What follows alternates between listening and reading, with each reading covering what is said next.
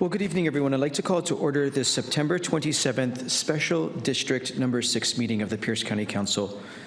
The time is 6:30 p.m. Madam Clerk, will you please call the roll? Councilmember Campbell. Excused. Councilmember Krueger. Councilmember Denson. Here. Councilmember Herrera. Here. Councilmember Hitchin. Here. Councilmember Morrell. Here.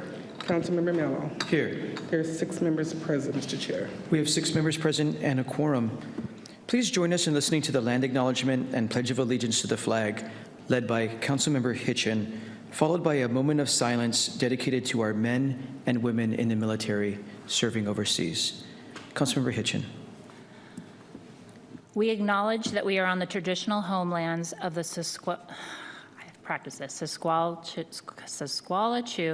Nisqually tribes. The Nisqually people have lived on and stewarded the South Puget Sound watershed since time immemorial and continue to do so today. We recognize that this land acknowledgement is one small step towards true allyship, and we commit to uplifting the voices and experiences and histories of the Indigenous people of this land. I'd like to now invite all that can stand to please do so and say the Pledge of Allegiance to the flag behind us. I pledge allegiance to the flag of the United States of America and to the republic for which it stands, one nation, under God, indivisible, with liberty and justice for all.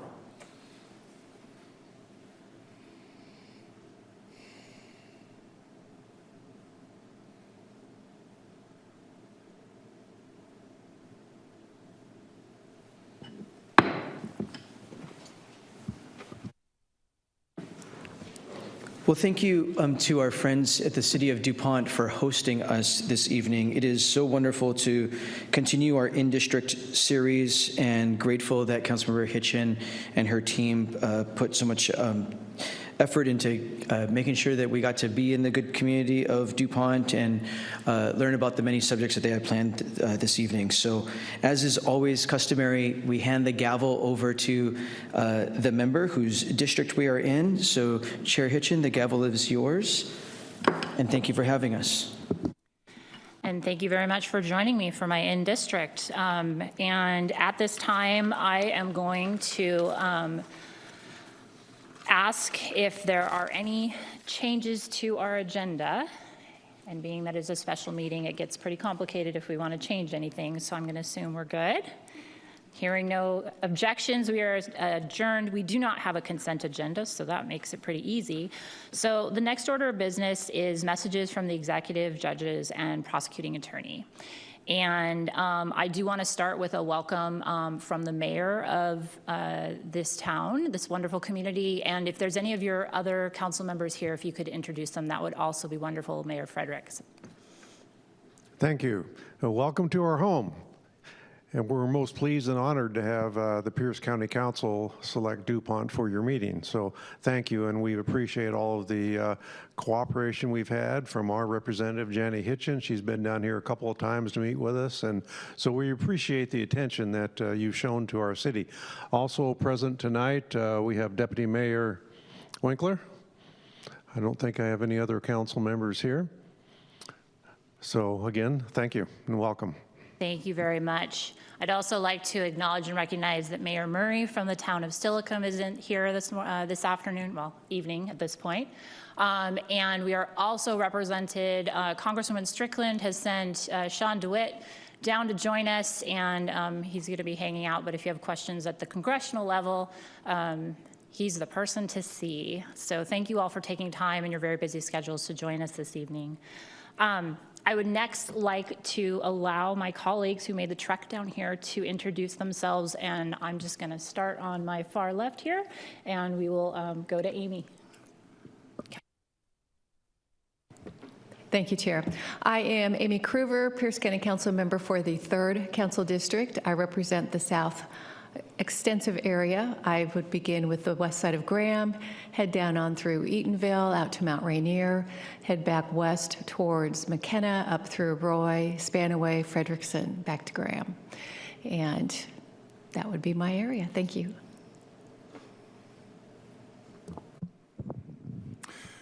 My name is Dave Morrell. I represent District 1, and thank you for the City of DuPont for allowing us to have this meeting here. I love the venue. Great job. My district takes in suburbia and rural, unincorporated South Hill, Graham. I go down into the valley, into Orting. I have all the small towns, South Prairie, Wilkeson, Carbonado. Go up the hill to Buckley, Bonnie Lake, Lake Tapps. And then I have a small ski resort in the little mountain of Mount Rainier. I have Crystal Mountain. So I jump over Enumclaw and get to go to Crystal Mountain from time to time. And there again, I appreciate the privilege of being here in District 6. Thank you. Thank you.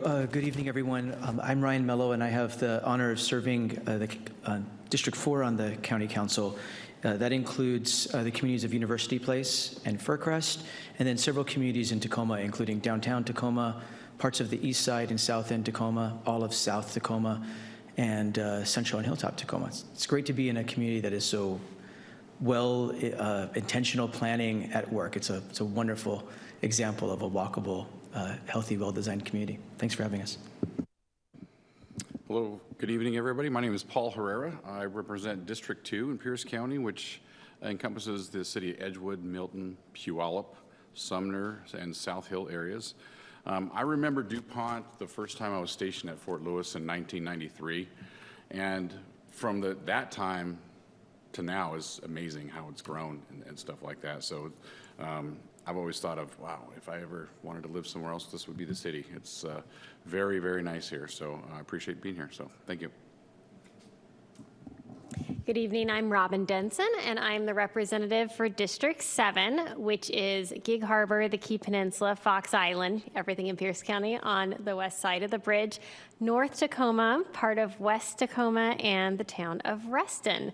And I agree with Councilmember Herrera. It's just a lovely town. I used to work down in Olympia, so as you can imagine, I saw the town develop probably maybe 12-ish years ago. Kind of, that's when I was working on Olympia for a span of years, and it's a gorgeous town, and I occasionally would make my way through the town to Stellacombe to get home to avoid that traffic at JBLM, but really, really enjoy your beautiful neighborhoods. Thank you. Well, thank you all for prioritizing time and making time in District 6. I appreciate it. So I am Janie Hitchin. I represent District 6, obviously, but that includes the cities of Tacoma and Lakewood. I also represent the town of Steilacoom, 3 islands, Ketron, McNeil, and Anderson Island. And I also represent Joint Base Lewis-McChord, and where I live, half of Parkland. And Councilmember Campbell isn't here to razz about which half of Parkland is better, but I think my half is. And I also want to acknowledge the staff that make the magic happen that are here today to help, and we'll just kind of go down the line, starting with our chief clerk. Hi, I'm Denise Johnson, clerk to the council. Good evening, communications coordinator Jair Weinsbury. Good evening. I'm Julie Murray, Chief of Staff to the Council. Hi, I'm Susan Long. I serve as the Council's Chief Legal Counsel.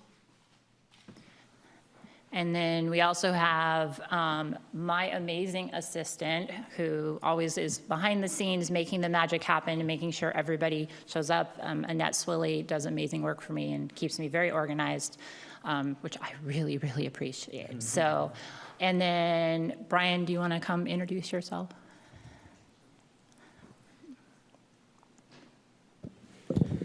Hi, I'm Brian Dominique. I'm the Communications Manager for the Office of the Pierce County Council. Thank you. And we're also joined by Alice McDaniel, who's from the Executive's Office. And I think I got everybody. Nobody's yelling except my presenters, so Fantastic. Okay, awesome. So we have on item 7 proclamations. There are no proclamations, there are no ordinances, and there are no resolutions. So we will get to the reason we are here today. We are going to be looking at a transportation theme this evening. And the first thing we're going to do is introduce Ms. Ashley Carl from the Washington State Department of Transportation to join us at the podium to do a presentation about the I-5 Nisqually River Delta crossing. And one of the reasons I asked that this presentation happen is that the impacts while this project is going on are going to be pretty significant in DuPont. And I think hearing about these things now and how to keep informed is important to this community, and wanted to make sure that we heard things as they were developing. So thank you for making time to be here.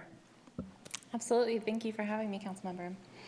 Yes, my name is Ashley Carl. I work in Washtenaw in our Olympic region in our planning office, and I led the I-5 Marvin Road to Mounts Road Planning and Environmental Linkages Study that was published this July.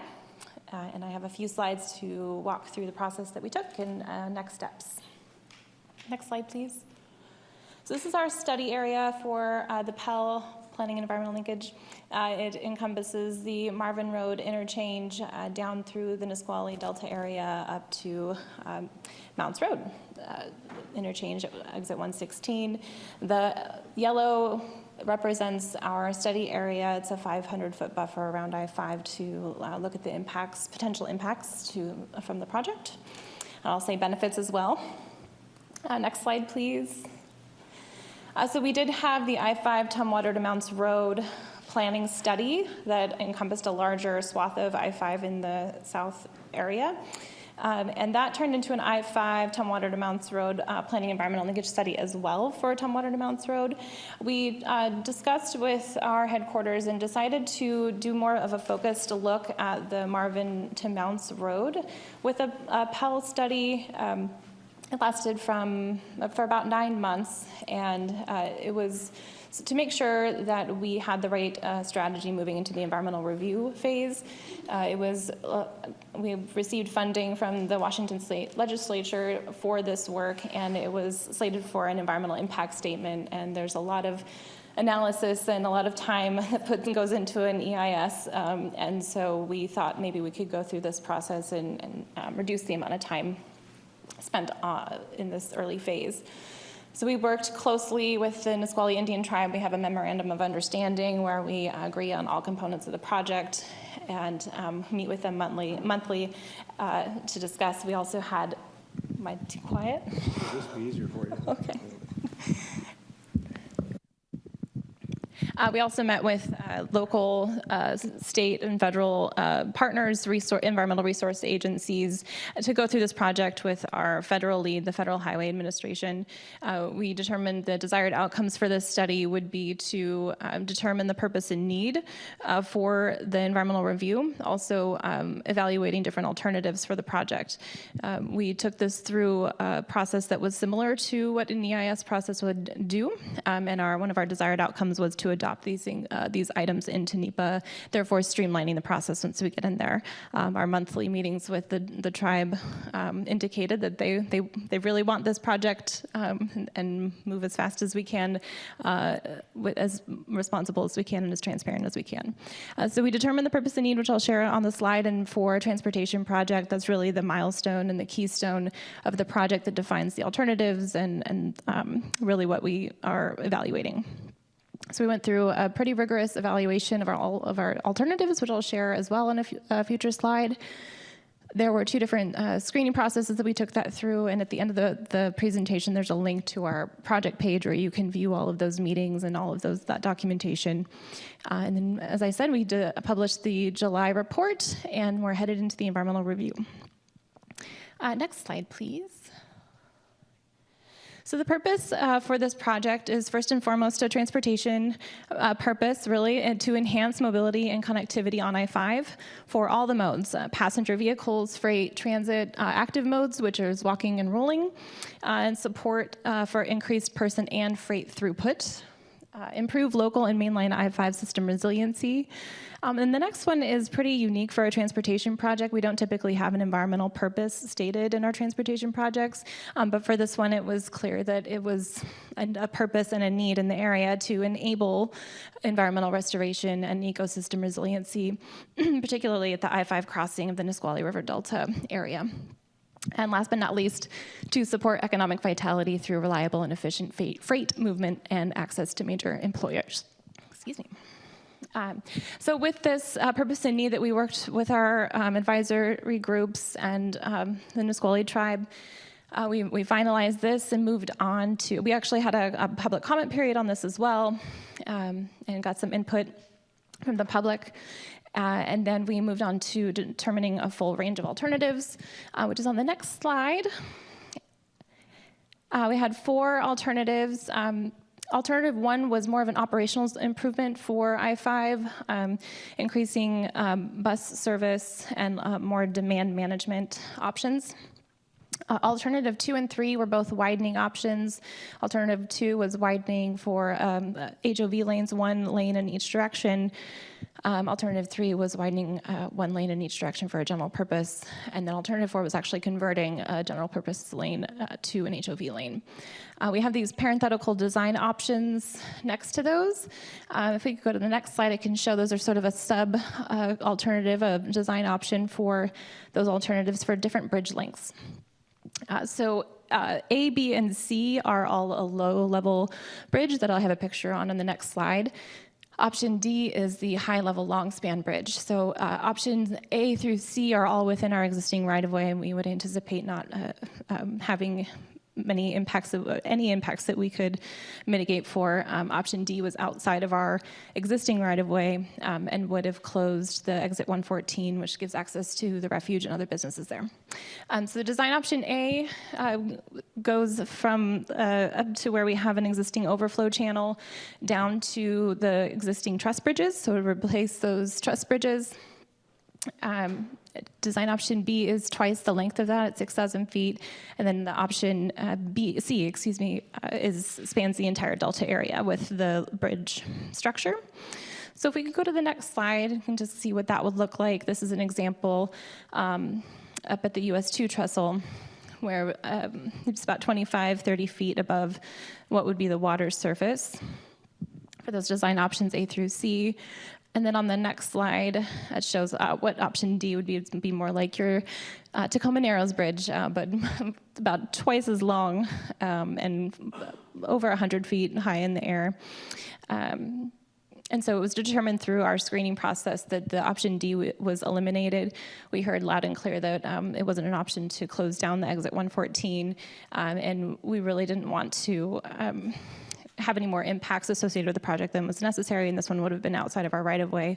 There's a lot of existing land uses in the Delta area, and we wouldn't want to take more property than was needed.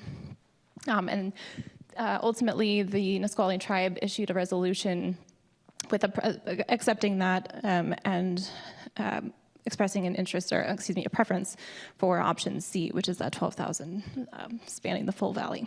So if we go to that next slide, that's the last component of the alternatives. This is a common component to all of the alternatives, and it's a shared use path. It's a minimum 14-foot hard separated. You can see the wall there against I-5. This is a very early just mock-up drawing to show the concept. We have more design to do on this, but we heard that it'd be better to be on the north side of I-5. It gives you views of the refuge. We'd like to have some bump outs or rest areas with some interpreted signs, some art. Work with the tribe on that. So it would span the full length of the project from the Mounts interchange down to Marvin.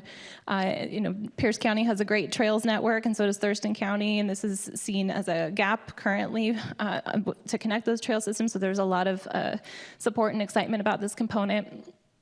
And we're still working on where exactly we're tying in. We know that we're in JBLM stage 5, for those of you who know what that means, to connect the trail that's the shared use path that's going in north of this.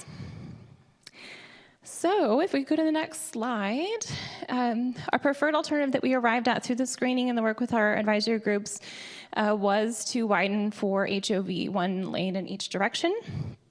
To be aware, there is an I-5 border-to-border, more master plan, planning environmental linkage going on right now, and that will have some influence on the operation of the lane, but we are proposing the HOV at the moment. And we also carried through all design options for the bridge, the 3,000, 6,000, and 12,000.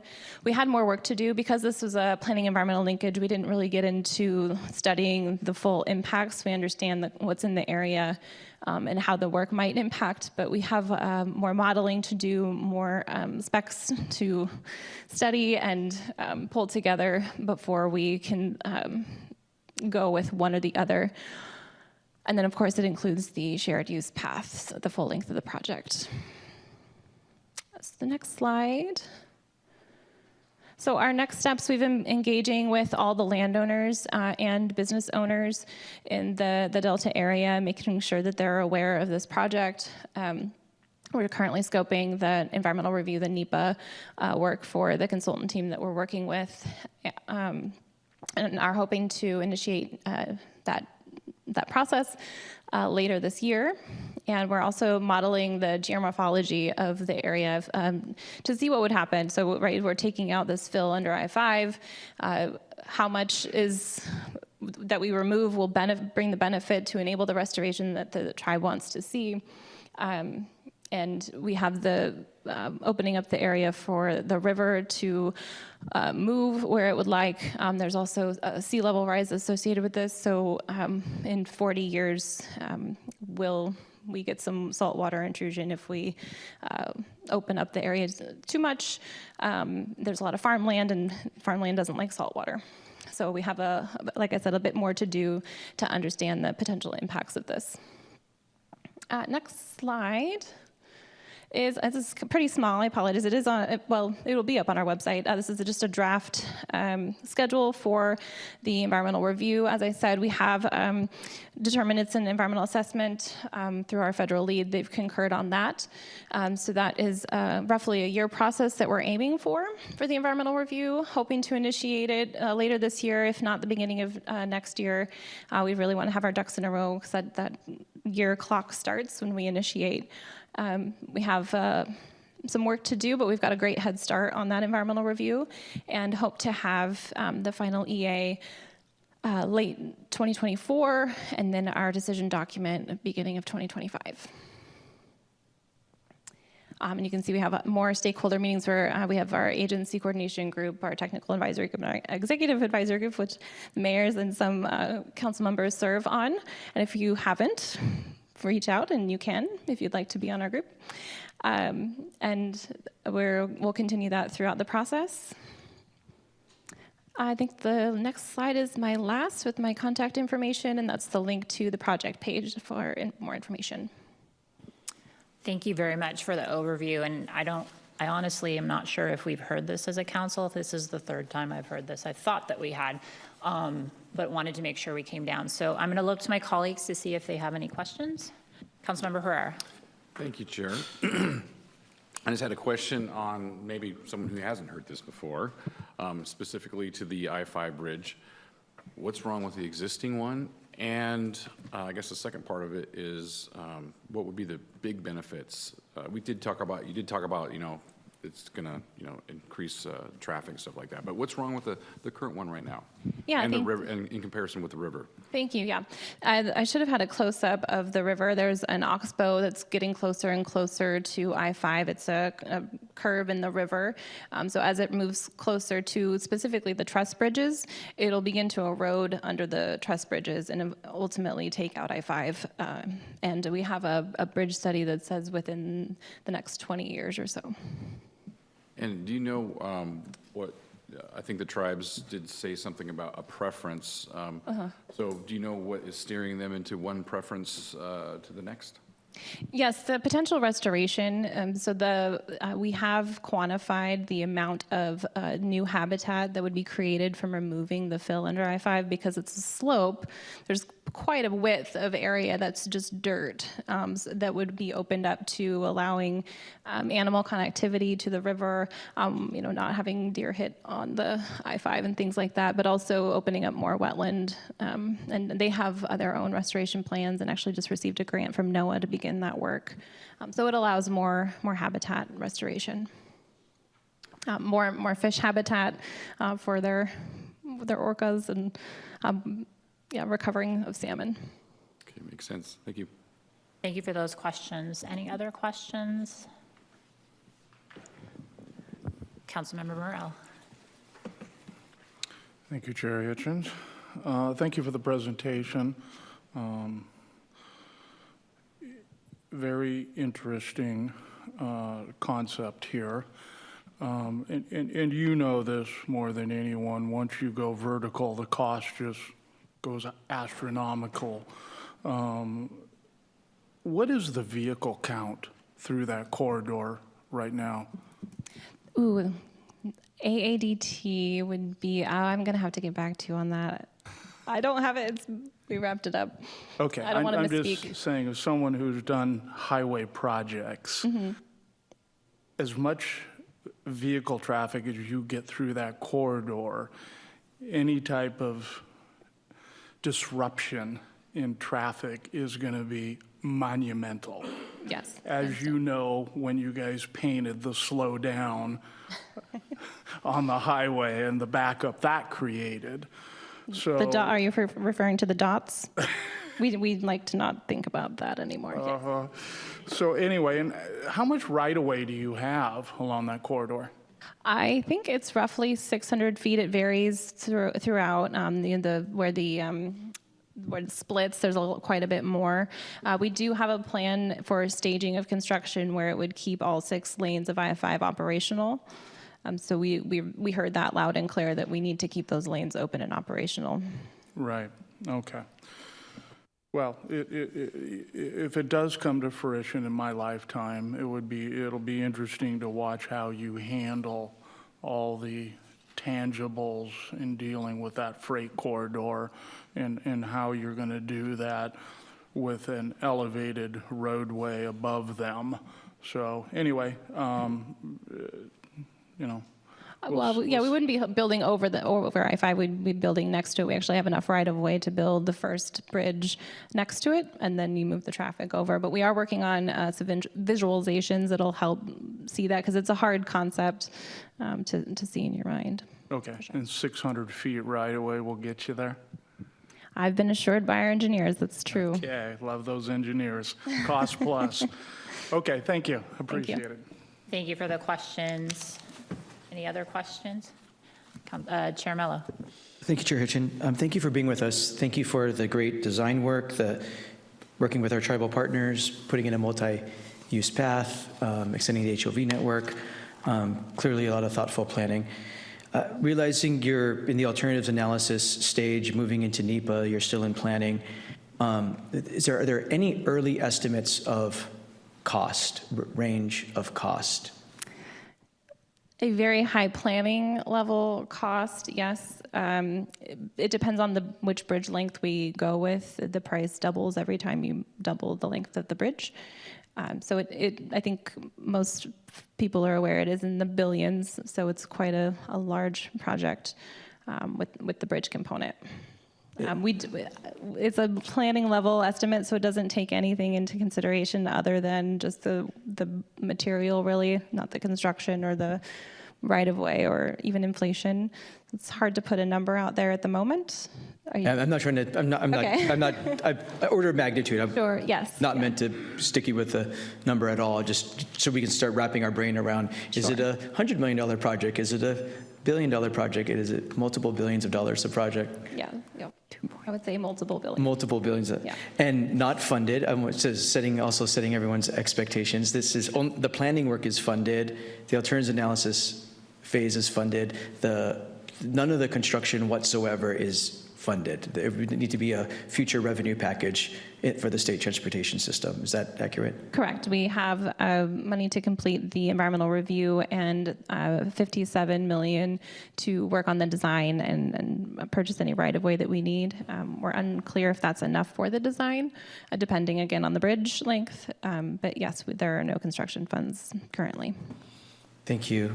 Luckily we have the chair of the House Transportation Committee that travels, well, all of them travel the corridor. Most of them travel the corridor regularly. They know the pinch point, and that person lives here in Pierce County. So I know he's taking this really seriously. And when he has to say no to other projects that people are yelling for, when I talk to him often, it's because he knows he needs to preserve financial capacity for mega projects like this. So it's a tough job, tough to find the resources, but this is what we're trying to save up for. Thank you, Chair Hitchin. Thank you for those questions. Oh, Councilmember Krueger. Thank you, Chair. I'm wondering, I have heard of this project since around 2005, 2006 because of the water.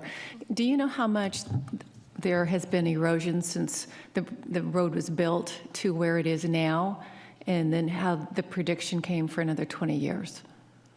I can't speak to historically where it started. I could certainly follow up with the bridge report. It's on our website. Okay. I just wondered how much it's moved in the last, I don't even know when that was built, but even 20 years, how much has it moved to make that projection for another? I can certainly follow up. I don't know. That'd be great. Thank you. Thank you, Chair. Thank you for that question. And okay, so thank you very much for being here. I think my question is just, I'm super excited about the multimodal path as part of the plan, like being intentionally like this is a priority. Wondering about alternative transport, like train or rail, light rail, or anything that could go in instead or beside. Is that any conversations around that, or looking at how we move freight along that corridor? Yes, thank you. We are very clear that this project will not preclude rail in the future. Right now, the Thurston Regional Planning Council is studying the feasibility and viability of bringing rail down into Thurston County. They had their phase 1 study, and this phase 2 that they're beginning is looking at the feasibility and how much it would cost. Currently, there isn't the population density in Thurston County to call for rail, but certainly it's something that WashDOT would be interested in the future. So it's not part of this project, but we would not be precluding that for the future. Thank you. And then on the last slide, you had your information. If anyone in the audience had questions, can they email you or get on the website and check it out and kind of go through those steps if their curiosity was piqued? Absolutely. Yes, my name is on the website, so I get emails all the time from the public. Okay. Thank you very much for making the trek here and for joining us this evening. I traveled over through the Nisqually Delta to get here, so I'm happy to be here. Thank you for having me. Thank you very much. Okay. So we are going to move on to item number 2 on our agenda, which is to talk about the changes to bus rapid transit. So we're going to have Alexander Mather from the Pierce Transit, and who is the Government Relations Administrator, and Ryan Wheaton, who is our Executive Director of Planning and Community Development. And welcome. Did I miss anyone? It's just the 2 of you, right? Okay. Thank you so much. Good evening, everyone. Chair Mello and Councilmember Hitchin and Council. It's a pleasure to be in front of you this evening. My name is Alexander Mather. I'm the Government Relations Administrator for Pierce Transit, and with me is Ryan Wheaton, I'm Executive Director of Planning and Community Development. And we're going to go over, I think, a brief overview of how we got to where we ended up with BRT, and then talk about what we think is a very exciting and ambitious plan to launch enhanced bus service for Pierce County. So on the next slide, we will take a look at this. These are some of the things that went into our board decision. And with respect to the board member and the former board member who are in the room, if there are any additional items that they want to make sure that we mention, I'm happy to talk about those as well. We started out with a feasibility study about 7 or 8 years ago, looking at what we could do for high capacity transit in this area. We had a dedicated $60 million funding item from Sound Transit 3 package. And we knew at that time that we were going to take a look at a number of options. We finally settled on a bus rapid transit system, or BRT, that would stretch from Spanaway, our new transit center, which is opening up next year, all the way to downtown Tacoma, 14.4-mile corridor. They would have a number of enhancements, including bus-only lanes, some enhanced stations or all enhanced stations, and 60-foot articulated bus operating in dedicated running way. We started out at $150 million, and by this point, 3 years ago, we were on the way to getting that fully funded. About 2.5 years ago, we had $75 million in the president's budget, and it essentially committed us to $150 million funding with everything else that we'd received. And then we transitioned from being about 20% into the project towards 60%. And to be quite fair, with the way things went, the price just never stopped. So part of it was inflation, part of it was getting pushback from partners and trying to figure out what we could do to make sure that we were satisfying everybody's needs in the corridor. But unfortunately, the last couple of years, as you've probably seen with your projects, the prices just kind of got out of hand to the point where we were over $300 million for a project that did not promise to deliver what we originally planned to put in place. Next slide, please. The three major risks to BRT funding that we talked to our board about, one was FTA's push, or I guess reset, that we were actually going to look at current ridership numbers. Pierce Transit is fortunate in that our ridership didn't drop like commuter service has dropped over the last 3 years. Folks that are not going to Seattle have really plummeted the numbers that you'd see on Sound Transit, even community transit and parts of King County Metro. We've been around 2/3 of our pre-COVID numbers for the last 3 years and consistently been there because predominantly people that ride Pierce Transit are using it for daily activities that they don't have a choice to not do.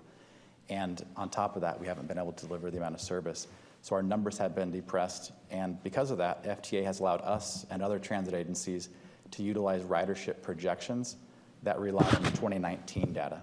And unfortunately for riders or systems like ours, they're now going to use actual numbers.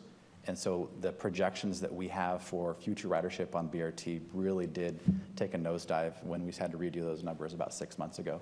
The second one is that because the price had gone up so much, we had to start stripping away some of the components of BRT, and it really just brought down the speed of the system, the reliability, and when you draw those things down, the projections through the formula for ridership went down as well. And the final thing that we talked about in risking BRT funding was that we were continuing to have delays. We were working on essentially on 60% design for 2 years, and we got to a point earlier this year where we were going to go back and redo things. So we had brought forward a different version of BRT, and I think our board rightfully looked at that and told us, you know, this isn't really what we envisioned. And quite frankly, as staff and our partners, we didn't feel like it was the type of project that we would be proud to put out, especially for the money that we're looking at spending. Next slide. A couple important things have developed since we started BRT. One is that WashDOT has come through and they have funded a 512 corridor study. This is a big deal for us because part of the project was taking a look at the congestion that is developing getting on and off of 512 and potentially looking at widening the bridge to get folks from one side of 512 to the other on Pacific Avenue. The other thing is that we have helped with the city's project. They are working on Picture Pack Ave, and that is a sub-area plan for the northern end of our BRT, our former BRT corridor. These are important projects because the corridor itself, SR 7 or Pacific Avenue, it is already congested. As many of you travel that area, you know that during certain times of the day, it is very difficult to move around. Pacific Avenue is so long and so diverse in the type of people that live there and where they're going for work or for school. There is no real good pattern. So you don't see, even on our ridership, we do not have a peak of morning and afternoon. We have variable components throughout the day, and we really do see a diverse ridership throughout the day based on the time of day that people are traveling. But the good news is that 5-6 years ago, there were no plans to really keep up with the projected growth in that area, and the city and the county and WashDOT are taking that seriously now. But for us, this meant that we didn't want to get in ahead of time and do things to that roadway that would be undone by future projects that WashDOT and the city are going to do. Next slide. The opportunities to coordinate our planning efforts are a big deal for our CEO. He has worked really closely with WashDOT leadership as well as City of Tacoma leadership to make sure that we reset the projects that we're putting forward. So when we went to our Board of Commissioners and we asked them to consider transitioning from BRT on Pacific Avenue to an enhanced bus service, the number one thing that he put forward to our council was, or our commission, was that this is an opportunity for us to reset the order of operations on Pacific Avenue so that Pierce Transit isn't coming in and doing infrastructure work that is likely going to be done by WashDOT in the city. And this is a better opportunity for us to coordinate and handle the public transportation piece of that roadway and let the experts that are in charge of highways and are in charge of sidewalks and neighborhoods and stormwater, let us work together in a more coordinated fashion. Next slide. So the enhanced bus plan for us, I do want to point out, enhanced bus is high capacity transit. We are planning to put forward a service that we are very confident that people are not just going to be excited about when they get on it, but they will use this in a way that people can't use Route 1 right now. If you've ever been on Route 1, and I say this as the guy who's in charge of bus stops and planning the routes, that thing stops every block. There are about 65 stops along the entire quarter of the 19-mile version of Route 1. And unless you're going a small distance, if you're traveling from Spanaway to Tacoma or Parkland to Tacoma, it is very, very difficult to see yourself in that option if you have any other alternative. And we want to put forward something that allows people that need to ride or want to ride and have a choice to have an option. We've been out testing this now for the last couple months. We've taken a few of our board members. We've also taken staff, internal staff, and some community advocates out to just see what this service is like, and it is a much different experience. So the plan moving forward is that we will leave Route 1 as is, so people that need to make shorter trips and want to be able to travel all day long, they can still do that. But for folks that really need to go longer distances, they have an option that'll get them there, get them point A to point B much faster. And we're going to do this utilizing what we have in place now. So we have 14 stations lined up. We are going to take a look at utilizing the infrastructure that's there in place because we're essentially doing this project in two phases. The first one is to get to startup. And we were going around giving this presentation with our CEO, and I started out by telling everybody this is contingent on us getting enough drivers by March.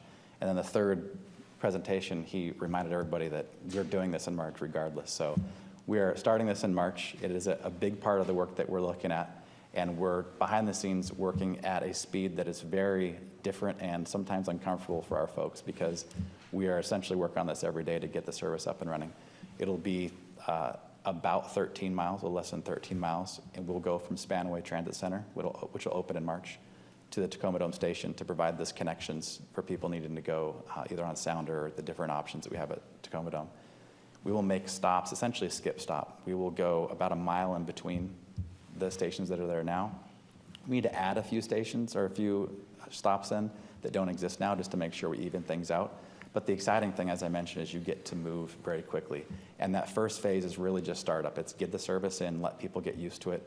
And on the back end, we're working with Sound Transit to secure the remaining $48 million of the $60 million that they had for our corridor in Sound Transit 3.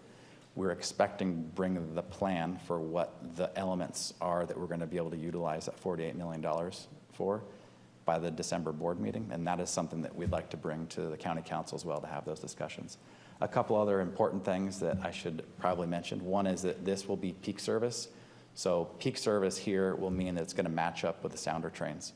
So we will run 3 hours in the morning, 3 hours in the evening, Monday through Friday to start. And we're only going to Tacoma Dome Station because that's really all we think we can get operator-wise. I would not be a good Pierce Transit employee if I didn't mention that if you have anybody that's interested in driving a bus or maintaining a bus, they should definitely call 253-581-8000 because that is our number one issue right now.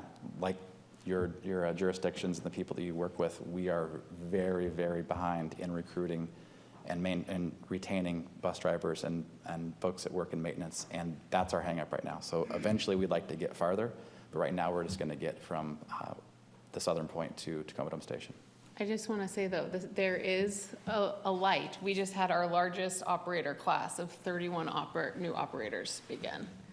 So we're hoping that we're seeing a trend change, but yeah. It'd be nice. Otherwise, the two of us will likely be in a CDL class pretty soon. Next slide. So the plan to launch in March is, like I mentioned, our CEO is committed to launching. We have made that commitment to the board as well. Past that, this is likely a 2 or 3 year construction project. The elements that we've talked about with Sound Transit include some exclusive lanes where we know there's some real congestion. We've looked out the potential for including some roundabouts that WashDOT has funded. That's still on the table, not as part of Sound Transit funding, but as part of funding that's there from WashDOT. We would really like to make sure that the stations are getting upgraded, that there's safety, that there is better access for people at those stations. And then eventually, we're going to take a look, and eventually by the next couple of months, we're going to take a look at a dedicated fleet. The number one concern that we hear from operators, our bus operators, is that people get on the wrong bus when there is essentially a different level of service on the same route. And so we're looking at, can we brand this and make this very clear that this is a different bus than the Route 1 so that people are getting on the right system. Another thing I forgot to mention before is transit signal priority. We've had this system sitting at the shop for 3 years.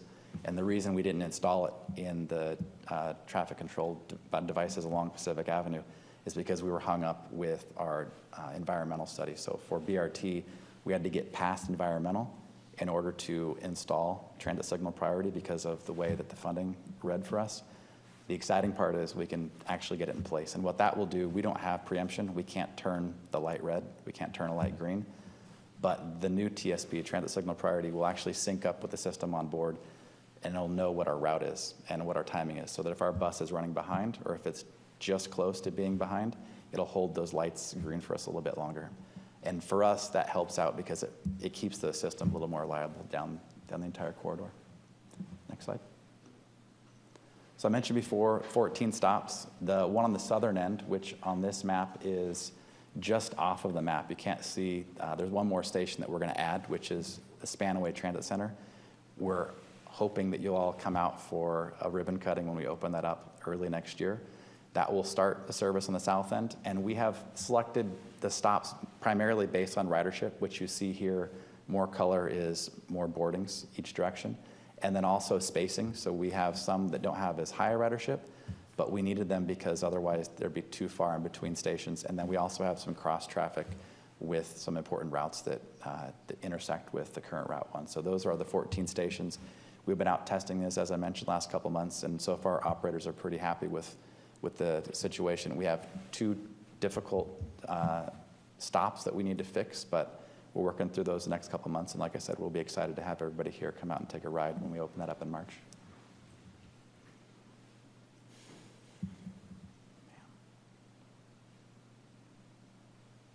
So there are lots of benefits to pivoting to enhanced bus. I mean, and I think it's one of the most important things is that we saw in the timeline that the agent, like we were going to miss the timeline with the federal funding. And so it was a position of taking proactive action and returning those funds, knowing that if we had missed the deadline, it would have put the agency in jeopardy for federal funding down the road. So, and it serves us better. So, like Ryan mentioned, it allows us to coordinate better with WashDOT and the city of Tacoma as they're doing their plans down the corridor. It allows us for better improvements in line with the Complete Streets vision of WashDOT. And again, it allows for us to go back to the FTA when all of our partners are ready to move forward together and seek those funds again. There was one more thing I want to mention. Instead of delivering service in 2028, we're able to deliver it in March of 2024. So, people are still experiencing the value that this transit's going to provide them 4 years early. And knowing that Pierce County has its own challenges with transportation, public transportation compared to other major regions in the state, I think it's really important to get that value out as soon as possible. So next steps, Ryan covered, we are doing the planning for implementation on the March 31st service change. We are doing extensive outreach with our planning partners on the enhanced bus program.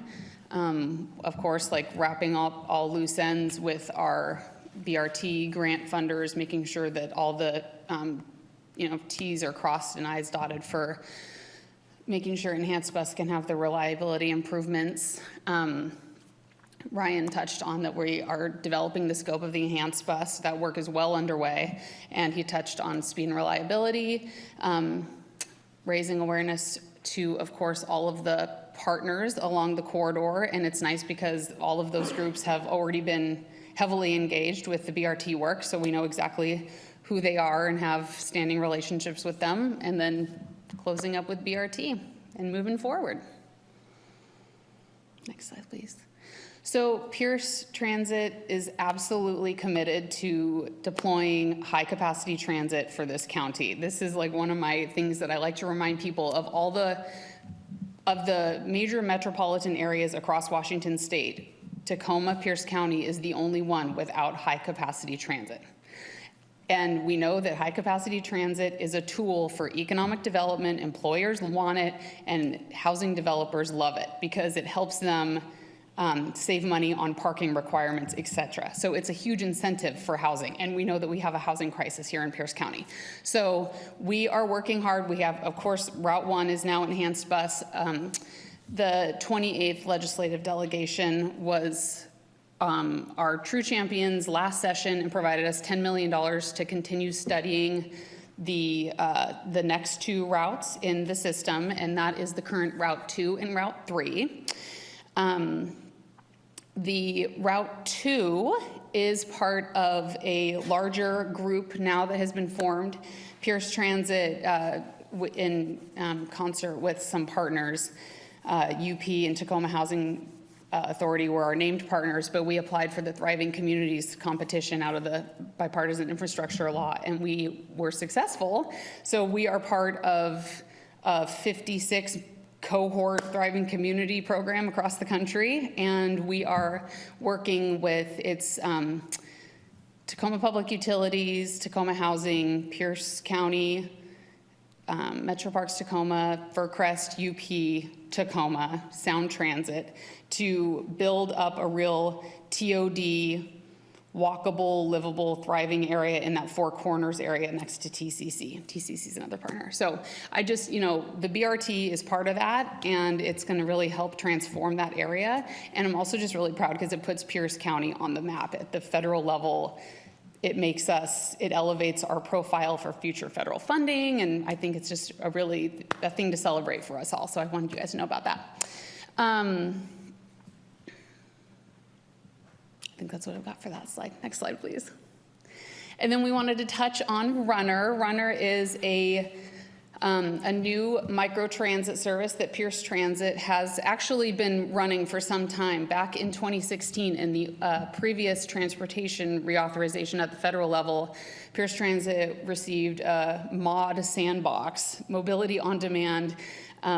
It was, a pilot program, and we were the recipients, and we were able to, create and kind of pilot this. It's like the Uber or Lyft of public transit. And this is all has been born out of MOD. So we have 4 zones right now. The Parkland Spanaway zone is our most successful zone. And the JBLM runner is also very successful. So folks are able to call this service and move to catch a ride to the closest line, or move within the designated zone.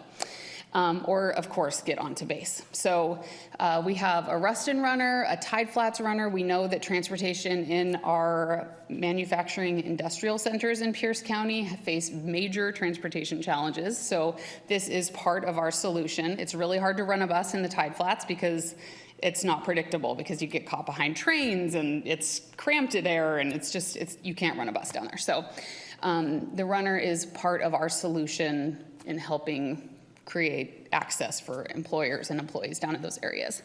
And coming in 2024, we have a Puyallup runner coming online.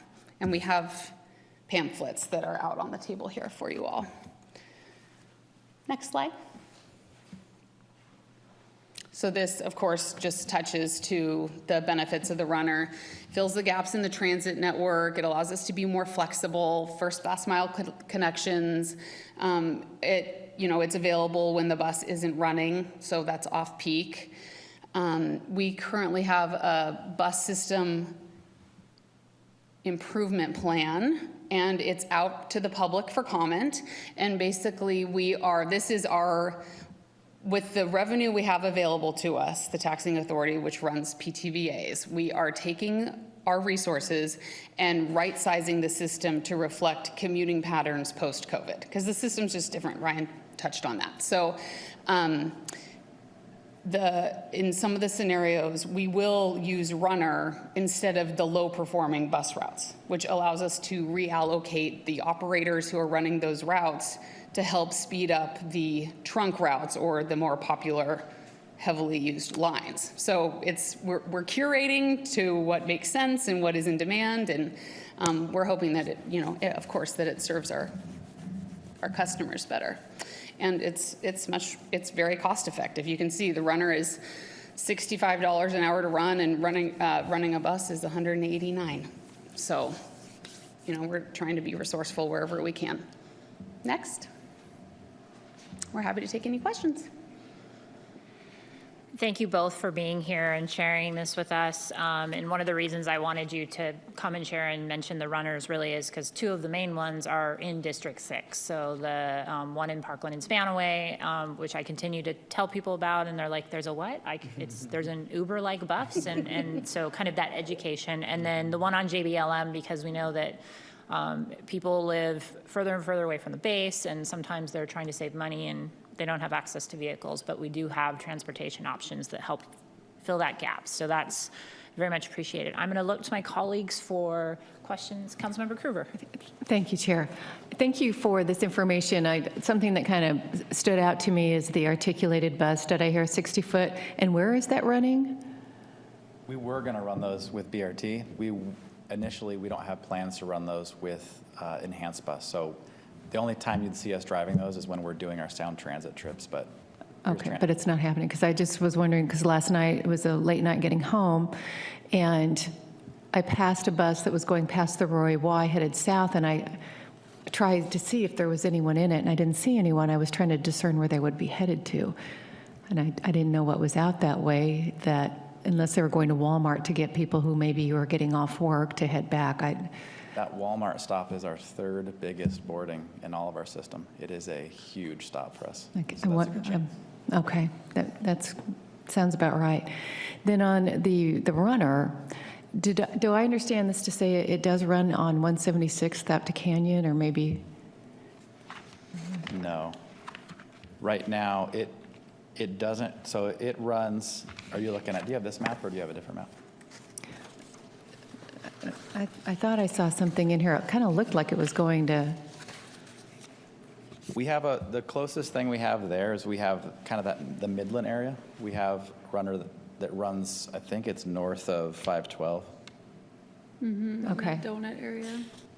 Maybe that's what I was saying, because thank you. I still can't help but think that there maybe is some kind of hope for a pilot of a runner going on 176th, and if it is so successful, maybe there would be hope to get more of a permanent kind of program in there. We hear this comment from a few of your colleagues on enough basis that it's not lost on us that it's needed. So every few hours, maybe. I'm wondering. It's a serious thing, and I think that one of the things we've heard loud and clear from people in that area is that there's enough growth there that at some point we've really got to take a look at bringing that area back into Pierce Transit Service, and that's a larger conversation, obviously, but we certainly hear that from that area and a couple others that left Pierce Transit Service about a decade ago. It's a serious thing for us. Right. Okay. Would it maybe benefit to have more of the runners going in more areas for intermediate needs? I know that there's the Beyond the Borders program, and do they compete or similar? No, we work pretty well with Beyond the Borders, and we've primarily done runner program where there is no bus. So for Alex mentioned the Tide Flats is a good example for us. We ran service in the Tide Flats about 25 years ago. It wasn't very successful. There's not really good pedestrian infrastructure down there for us to run buses and pick people up. So putting a runner system there made sense. And the idea is if we get enough traction with it, if people get used to taking public transit, that at some point that might give us enough data to justify actually establishing a bus route there. And if, as you look around, you'll see everywhere we have a current zone, there was no bus service. So Puyallup is a different situation. Puyallup is the first time that we're going to put a runner system in where we have service. And the interesting thing for us is taking a look at where do people ride runner when they would have been on the bus and see if there's any change in people's travel patterns. Okay, thank you. Thank you, Chair. I also just want to highlight for you all, just for your awareness, the EDB is leading a conversation down at the Tide Flats about access and employers are having challenges. Their employees are not able to show up to work at their scheduled shifts. So we were going to put out a survey to the employers to actually get a real sense of the need, and that has now expanded. Likely it's going to go to the Frederickson business area and Sumner. So we're going to get a snapshot of all these employers, what their needs are for their employees. So I think that I will definitely be reporting back on that to all of you. Thank you for those questions. Councilmember Morrell. Thank you, Chair Hitchens. I appreciate both you being here, and you make a dynamic team. So I appreciate the presentation. My question is, do the runners need CDLs? No. No. That's a plus. Yeah. Okay. You take surveys, obviously, on why people ride your system. So are those up to date? In other words, you know who take it to shop, who takes it to work, who takes it to activities. I mean, so we can have an idea who actually rides the bus? Yeah, we can send that to you. So we did something different. I think our last customer service survey was last year. The problem we had is before that, we didn't ask people their primary reason for traveling. So what we would get is, these are the 3 reasons why I traveled. And we couldn't, from our previous surveys, we couldn't really discern you're mainly going, or this trip you're taking that we're surveying you on, it's for work or for school. So we just had a mix of, here are all the reasons. Last time we asked it, we did ask people this trip, why are you taking it this trip? And we got a better answer. So we can send you the highlights of that, and we'll send you the full report so you can take a look at what that looks like. Based on your knowledge of running routes, is routes usually set up due to density or demographics?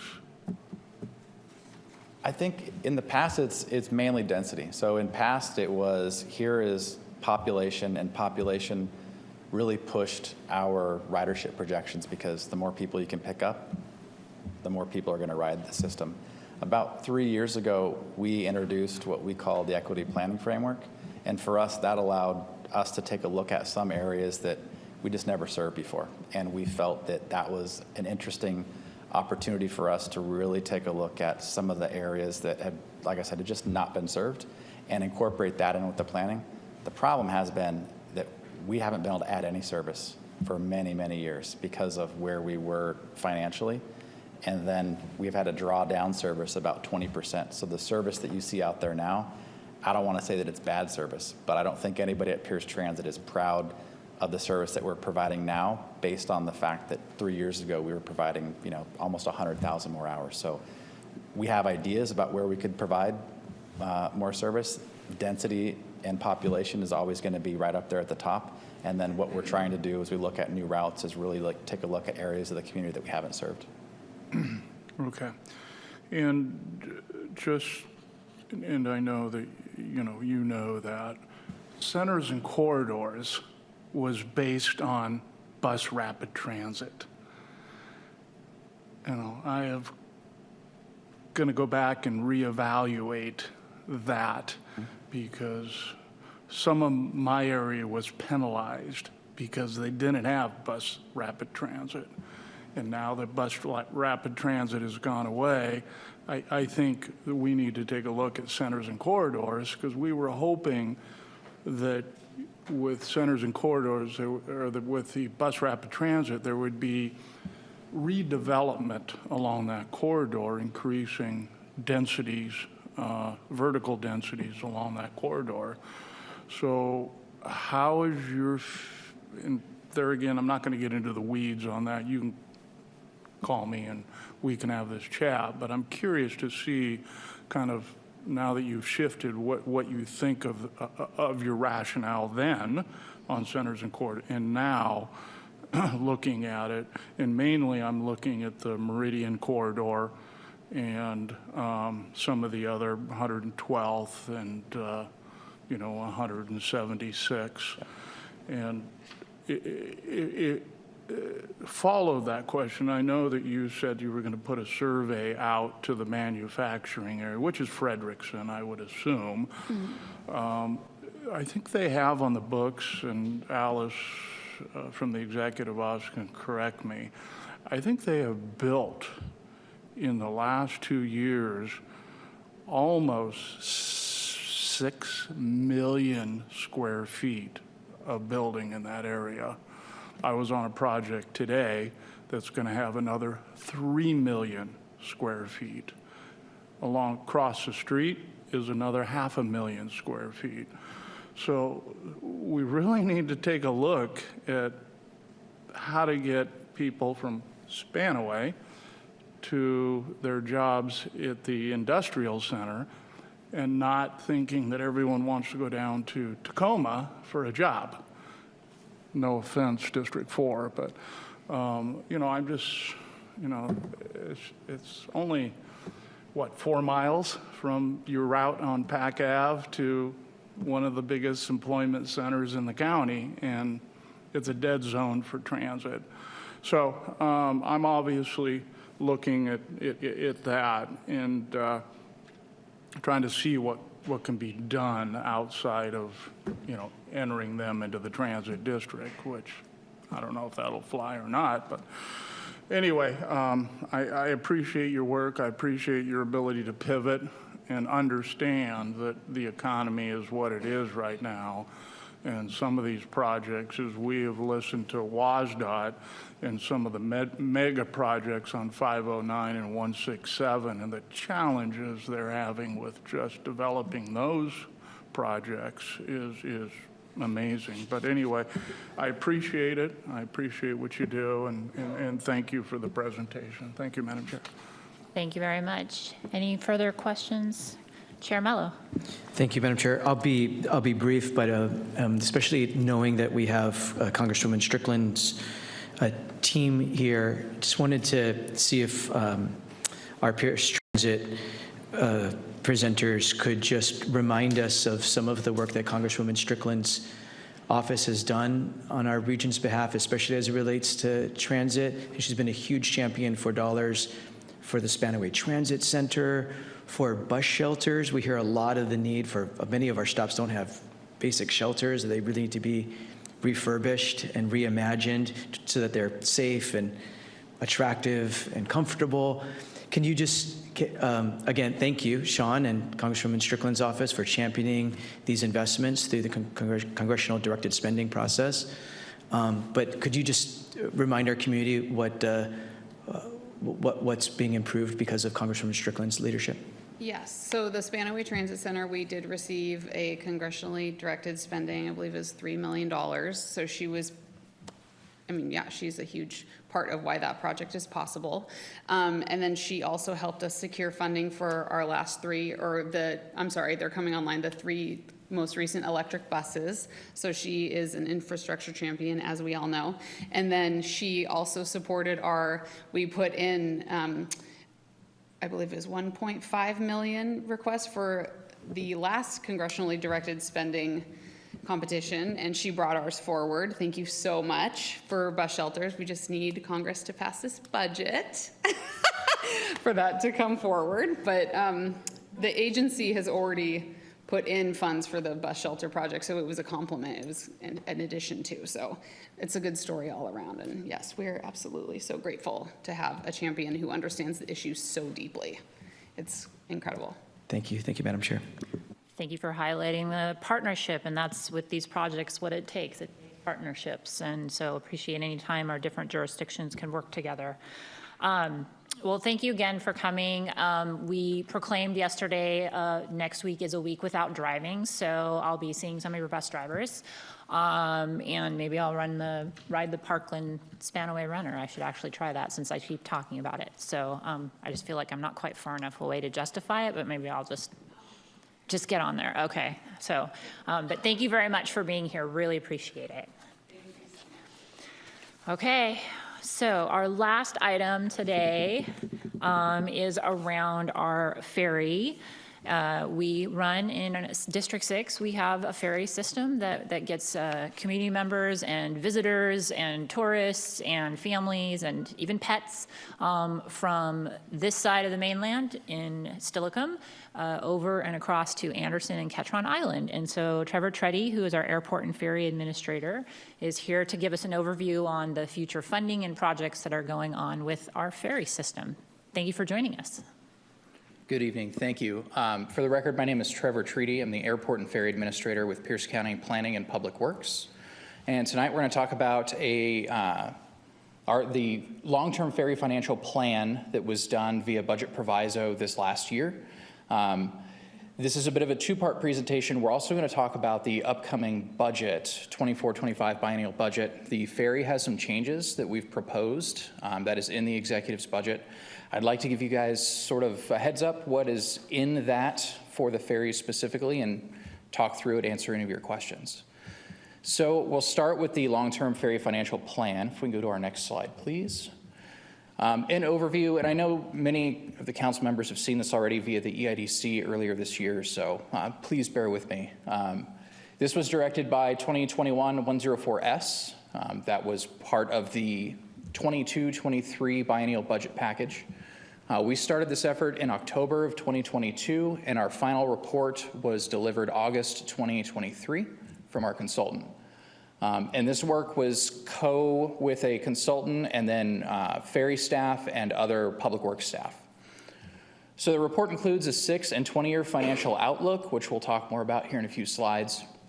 It also looks at options for new revenue, reviews our expenses and an analysis of our service reduction, review of capital inventory, and a summary of the public outreach that basically talks about the process that we went through to come to this report. Spoiler alert, the ferry program is not sustainable under its current financial model, and we are expecting to be at zero for our fund balance sometime in 2027 on our current path. Next slide, please. So first we'll talk public engagement. So this process included several major public engagement points, including a survey that went out to everyone in Pierce County. We also held an open house both online and in person on Anderson Island. We sent mailers out to island residents and residents in the town of Steilacoom. So 460 plus page views, 150 attendees at our in-person event.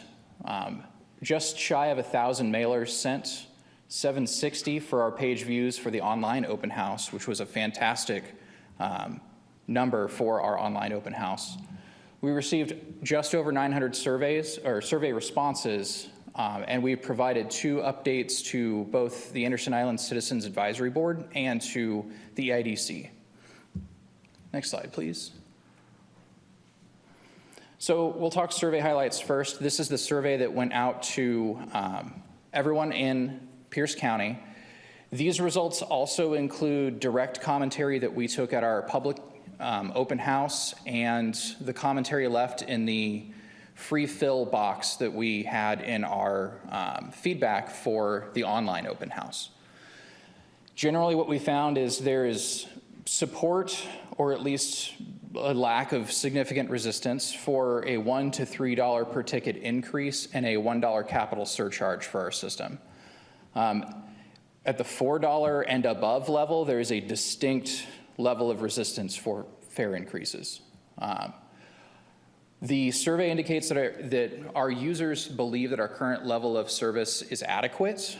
and that most of our riders are okay with the current system reliability or are unwilling to pay for better reliability. Next slide, please. So the quick takeaways from our report: fare revenue cannot correct our annual operating deficit. If we were to increase fares enough to offset our deficit, no one would ride the boat because no one could afford to. That's fare elasticity is the keyword tricky phrase there. It's substantial when we start looking at a fare increase that would offset that deficit. Try to not talk with my hands so much. New non-fare revenue is required to avoid a budget shortfall. That's the only other option. You either raise fares or find money elsewhere.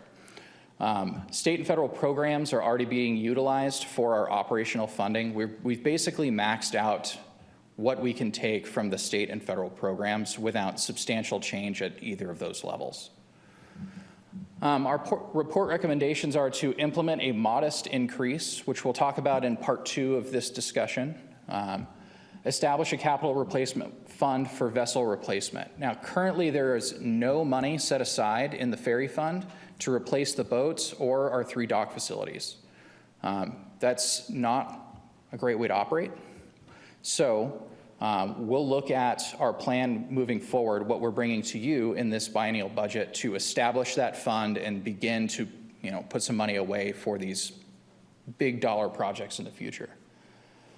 And then the report recommends an increase in non-fare revenue, which is a catch-all, right? It's make more money and don't use fares to do it. Next slide, please. So this is, I realize, difficult to read.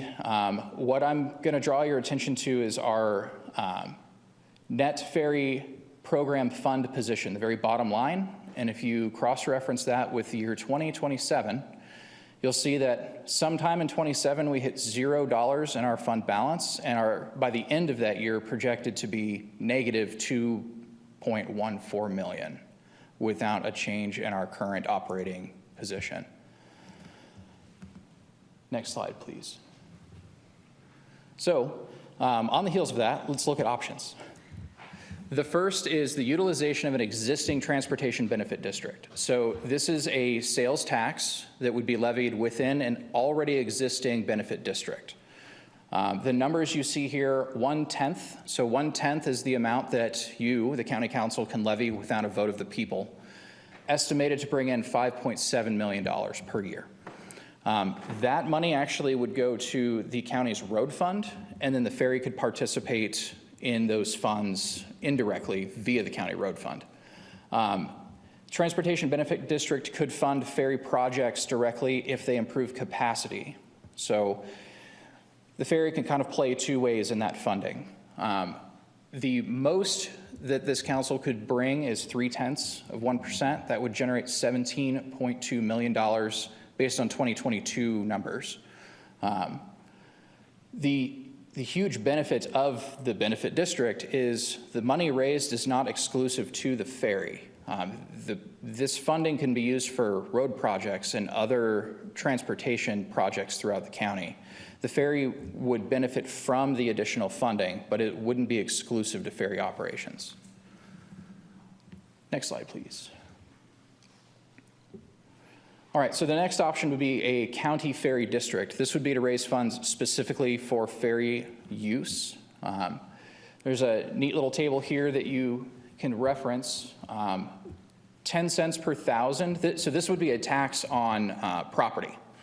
So at 10 cents per thousand, we would expect everyone who is in the county ferry district to see roughly $53 per year increase in their property taxes.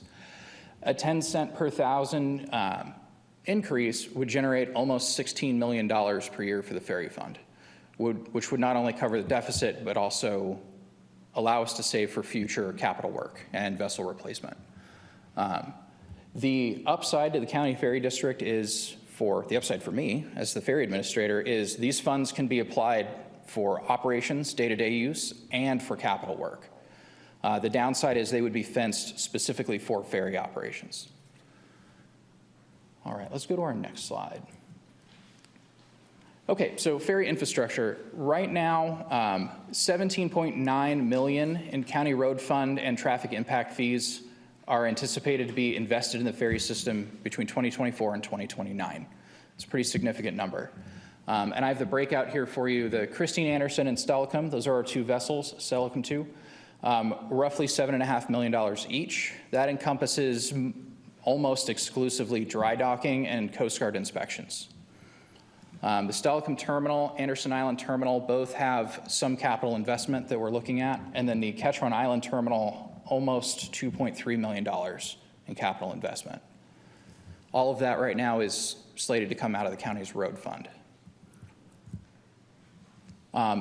Also of note, this does not count a $5 million per year operating subsidy that is taken out of the county road fund to support day-to-day operations. Next slide, please. Okay, so we're going to shift away from our report a little bit and now into the 24-25 biennial budget decision packages that are attached to that budget. The first is a proposed ferry rate adjustment.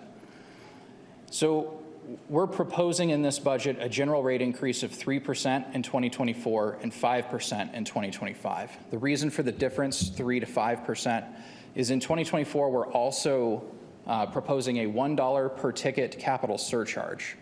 So that would take $1 off of every ticket sold, pull it out of our operating budget, and fence it away into a fund specific for capital replacement in the future, vessels, docks, terminals.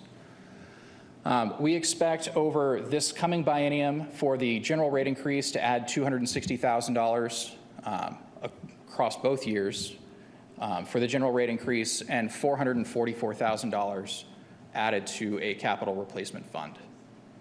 To give you an idea, our deficit needed to cover our operating cost floats year for year somewhere between about $4 million and about $6 million. So $260,000 in additional revenue from rates clearly is not even close to covering that deficit. Next slide, please. All right, so as part of the budget package, we're also looking at the Youth Ride Free program. This is not a reduction in the ferry's revenue for youth tickets. This is the state of Washington essentially paying for subsidizing those tickets. So the state in their transportation budget has allocated $70,000 per year to offset our cost and allow us to charge $0 for riders aged 0 to 17. This applies specifically to riders who are walking on or riding as a passenger. There I go again, passenger in a vehicle. We expect this to start January 1, 2024 with the new rate ordinance. And this is part of or akin to the Youth Ride Free programs that exist for other transit systems in the state, but is not legislatively tied to that program. It stands alone. Next slide, please. All right, so the next item is the addition of a service workboat. In the last 5 years, we have spent more with contractors for tugboat service and backup vessel service for passengers than what we are proposing to spend to purchase our own boat that would do both of those things for us. Meaning going forward, once we have this boat in inventory and it's paid off, amortized, we see a cost savings that's pretty significant, somewhere, depending on our operational year, between $50,000 and $100,000 a year, which for us is pretty substantial. So we've got a picture here that's a rough idea of what the boat would be. It won't be that boat. The idea behind this is we would be able to move up to 12 passengers at a time in times where the ferry is down and the other ferry is unavailable. Think back to October through June, when one boat was in the shipyard and one boat was our only source of transportation. Anytime our one on-service boat went down, we either had to call in a backup boat at substantial cost, or we had to pause service until we could get our ferry back into service and on the route. This would bridge the gap. It's not a great solution for moving people, but it prevents having to pay a different company for that not awesome solution. All right, next slide, please. The next item you'll see in the budget is the addition of a ferry maintenance manager position. This is 1 FTE to support the ferry system on the county side. As you're all probably very well aware, our ferry operation is generally completely run by contractor, under contract. Beyond that contract, there's 2.5 FTEs assigned to the ferry within the airport and ferry division. And I'm right now about 1.4 of them. So this would take some pressure off of the division, but also gives us the ability to better monitor and exercise the contract that's in place, make sure that we're meeting all of our contractual obligations both directions, and provides more hands to help the ferry system remain in service. This is an investment in the infrastructure. So it's beyond its annual cost. As you consider this, consider that the boats are extremely expensive. The dock infrastructure is extremely expensive. Getting additional years of life out of it by better maintaining it, watching it, and keeping it going is, at the end of its life, going to gain us more than what we will pay for this position to get us there. Next slide, please. All right, that's all I've got for you. I'm happy to answer any questions. Thank you, Mr. Treaty. And we had the opportunity during performance audit to get an overview of our county road fund, and it was just as much fun and gloom and doom, but the numbers were bigger. So, so I will look to my colleagues and see if anyone has any questions. Councilmember Denson. Thank you, Councilmember Hitchin. I was hoping somebody else would ask this question, but I didn't see any lights going on, so I'll take the plunge. On the slide, proposed ferry rate adjustment, you're suggesting a 3% and then a 5% general rate increase. Correct. If I'm understanding your report on the survey and the public outreach results, it seemed like the people that were surveyed were okay with a $1 to $3 increase, and this seems pretty far below that. Just judging by the capital surcharge produced a whole lot more money. So how much is that? And it seems if it is low, why is it lower than the $1 to $3 that people seem to have appetite for? Being a weighted percentage, it varies based on the existing ticket amount. So our walk-on tickets are only seeing the $1 surcharge plus, depending on which walk-on ticket type you buy, anywhere from 50 cents to $1 increase. As you get into our vehicle fares, you start in that $1 to $3 range, and as those vehicles grow, we're looking at, for our largest trucks coming on, 30, 40, even the largest vehicle class, $50 increase. So in fairness, no one is commuting in a semi-truck to and from the island. At least if they are, we're not aware of it. So that rate would be applied mostly to commercial operators out there. Our commuter base generally travels in that roughly 20-foot vehicle class, or they walk on. And our walk-on numbers are actually, the vast majority of them, passengers in a 20-foot vehicle class car or truck. And at that fare level, you're seeing, with that $1 surcharge, right about $3 total increase. So more than that 3% and 5%, we start creeping into that $4 plus range that's going to be very uncomfortable for the core users of our ferry system. Okay, thank you. I wasn't thinking about the different classes of tickets, so that makes sense. And then I believe your conclusions were that a ferry rate adjustment would probably need to be made in combination with one of the other options. Let's see, the Transportation Benefit District, which we have, and that's county-wide, right? Correct? Or the County Ferry District, which we would have to create. Correct. Okay. And the numbers in your packet for the County Ferry District assume all of unincorporated Pierce County for the calculations. Okay, all of unincorporated Pierce County. Okay. And are you recommending one of these options over the other? I'm not. I'm simply presenting what the report has given us. Okay, thank you so much. Thank you for those questions. And I know he does have a handout that kind of breaks out prices to compare. So if you have constituents that visit Anderson Island and would like to see it, we can make sure they get that information. And then as we're talking through our budget process, we'll have a conversation. That's part of what we did the last time. Any of my other colleagues have questions? That was a really deep sigh, Councilmember Morrell.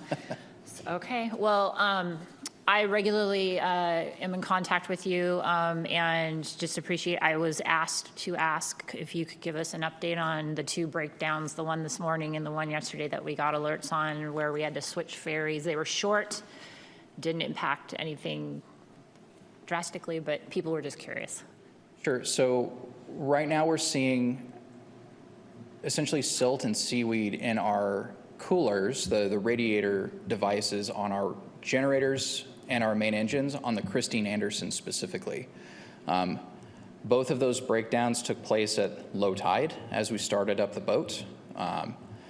We're working on, so the Christine Anderson in mid-October is going in for a major maintenance. We're gonna completely rebuild both main engines, the boats do.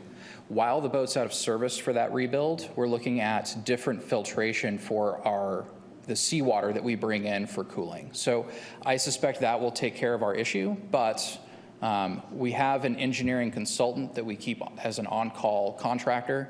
We have them looking at it as well to verify that what we see as the problem and what we're gonna do to fix it matches as far as the engineering is concerned. But it appears to basically amount to this is a filtration issue and we're pulling silt and sediment off the bottom at the Stelicum dock at low tide. This does not apply to the Stelicum 2, which is convenient, as when the Christine Anderson went down, we immediately put Stelicum 2 on service and we were able to resume the route. But the Stelicum 2 and Christine Anderson are designed and built completely differently for their cooling water. So this only applies to the Christine Anderson. Okay, good.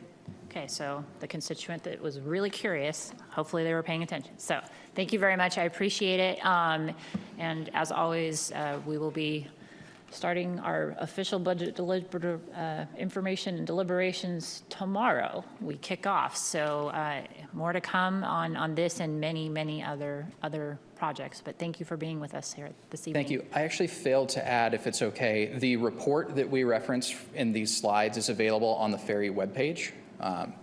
And so the ferry rate adjustments handout that's here is also available. The one thing I'll call out is the proposed 2024 and 2025 fees listed on the handout that you have. What you'll see in the budget actually includes a little bit of rounding. So the numbers won't match, they'll feel off. The ordinance and budget package just simply rounded the numbers to the nearest 25 cents, which helps both our riders and our ticket takers manage that transaction. So. Okay. All right. Thank you. Thank you. Appreciate it. Is there any other business or announcements from any of my colleagues? I'm not seeing any. Okay. Is there any other business or announcements from staff? Thank you all for being here. So we are at section 11, which is Community Forum. Community Forum is an opportunity for members of the public to address the council on any topic that didn't appear on today's agenda. There is a 3-minute limit, and please state your name if you'd like it on record and address all comments to the chair. So that would be me this evening. And we will start with those that made the time to show up here in person, and then we will do anyone who joined us virtually. And so you'll just come to the podium. And I do see that Breck signed up to speak, so we'll start with you if you would like to, and then I'll check in with everybody else on here. And then fair game, you can just kind of queue up at the podium. Thank you, Chair Hinton, and thank you for the opportunity.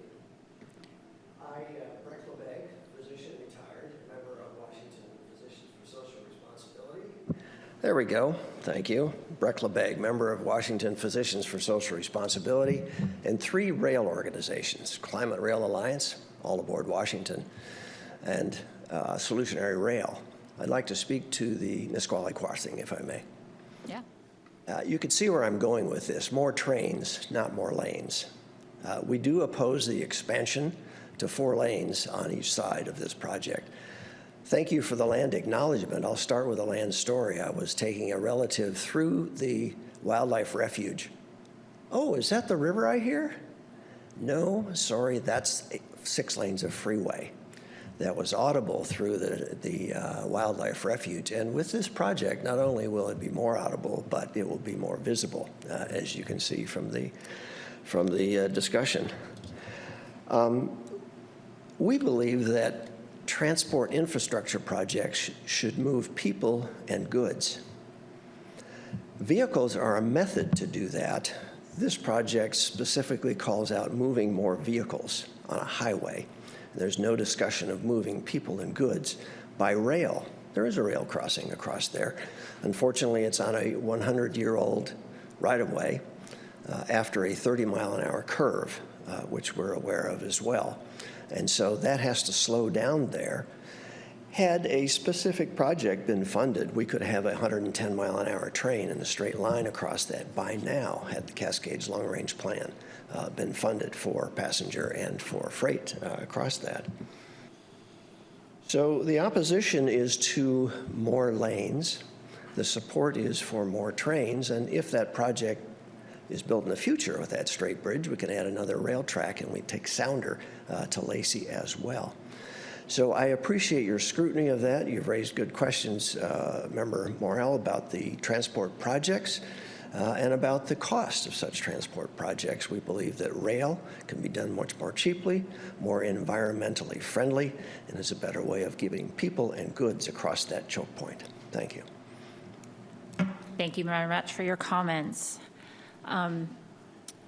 Jacob Anderson, you didn't indicate one way or other. Do you have anything you'd like to share or say? Okay. Anyone else in the room would like to address the council? Okay, so I don't have my computer, so I don't even know if anyone's tuning in on Zoom, but we'll go to Zoom and see if we have anybody who'd like to speak with us. For any members of the public who wish to provide comment, press the raise hand icon on Zoom or *9 on your telephone keypad. At this time, there are no hands, Chair. Okay.